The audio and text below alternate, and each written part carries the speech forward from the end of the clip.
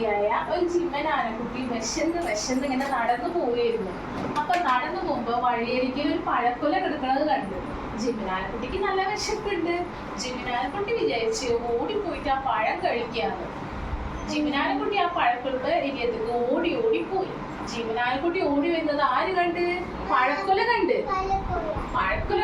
അയ്യോ, എന്നെ കഴിക്കാനല്ലേ വേണ്ടത്, ഞാൻ അവിടുന്ന് വേഗം ഓടി രക്ഷപ്പെടട്ടെ എന്ന് പറഞ്ഞിട്ട് പഴക്കൊല അവിടുന്ന് ഓടി രക്ഷപ്പെടുകയാണ്.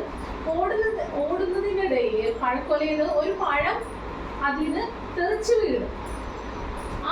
തെറിച്ചു വീണ പഴത്തിൽ ആ ഓടി വരുന്ന ജിമ്മനാനക്കുട്ടി കാല് വെച്ച് ചവിട്ടിയപ്പോ ടപ്പ് തന്നെ കമിഴ്ന്ന് വീണിട്ട് മുക്കൊക്കെ ഇടിച്ച് പാവം ജിമ്മനാനക്കുട്ടി അവിടെ വീണ്.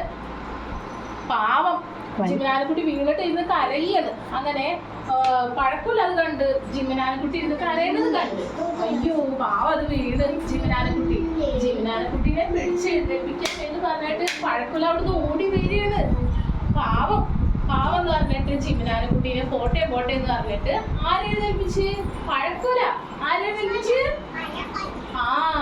പഴക്കൊല ജിമ്മനാനക്കുട്ടീനെ കൈ പിടിച്ച് എഴുന്നേൽപ്പിച്ചിട്ട് പഴക്കൊലയിൽ ഒരു പീസ് എടുത്തിട്ട് ജിമ്മനാനക്കുട്ടിക്ക് കൊടുത്തു.